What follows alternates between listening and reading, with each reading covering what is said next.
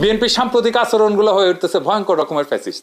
আমার পেজে এসে একজন বা দুইজন না, একাধিক মানুষ হুমকি দেয়, কেন বিএনপির সমালোচনা করি, খুন করে ফেলার হুমকি দেয়। আওয়ামী লীগও হুমকি দিত ইনবক্সে, আর প্রকাশ্যে ওরা হুমকি দিচ্ছে 32 নম্বর ভাঙার পরে, কিন্তু বিএনপির কোনো ভয় ডর নাই, প্রকাশ্যে হুমকি দেয়। আমি আজকে একটা দেখাচ্ছি কি কারণে সে আমাদের দেশে আসতে দেবে না বা আসলে বাইসা থাকতে দেবে না, ওটা ওরাই জানে। এরা ক্ষমতা আসলে কি করবে আল্লাহ মালুম। আইডম থাকলে করে নিস রে ভাই, হ্যাঁ করে নিস, যে জিতবে ওই তো সিকান্দার হবে। হাইডম থাকলে তুই আমাকে দেখে নেবো, আমার হেডম থাকলে তো করে দেখে নেবো। এটাই রাজনীতি।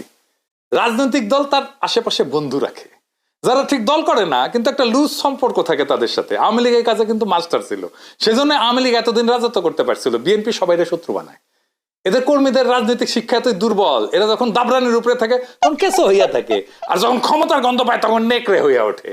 যাই হোক, এগুলো নিয়ে আলাপ করবো পরে, নির্বাচন আসুক, ক্যাম্পেইন করে দেবো, দেখাই দেবো জনগণকে কাদের ভোট দিতেছেন, দেখেন কিছুই হবে না হয়তো, কিন্তু আমি খায় না খায় কন্টেন্ট বানাবো।